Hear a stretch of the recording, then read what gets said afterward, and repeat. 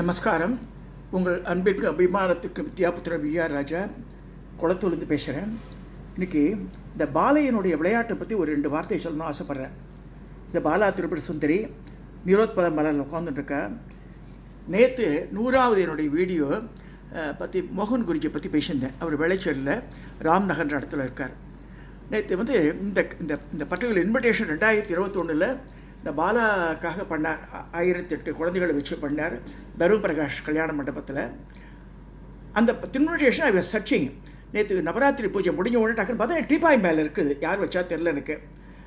அப்போ டக்குன்னு இவ்வளோ பிரித்து பார்த்தோன்னே மோகன் குருஜியோட படம் வந்தது. So I was talking about மோகன் குருஜி. ஒரு பெரிய மகான். அம்பாளுடைய எப்பயுமே அம்பாளுடைய எப்பயுமே அவர் மனசில் தான் ஓடிட்டுருக்கோம்.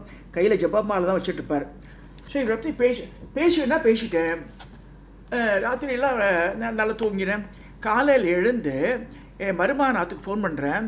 அவன் சொல்கிறான், நேற்று மோகன் குருஜிக்கு பிறந்த நாள்ன்றான். பாருங்கள், விசாக நட்சத்திரம் வருது. நேற்று 62வது வயசு பிறந்திருக்கு. சத்தியமாக நான் சொல்கிறேன், அவருக்கு பிறந்த நாளும் எனக்கு ஒன்றுமே தெரியாது. அம்பாள் உந்துதுனால பேசினேன். அவர் போட்ட வருஷம் 2021.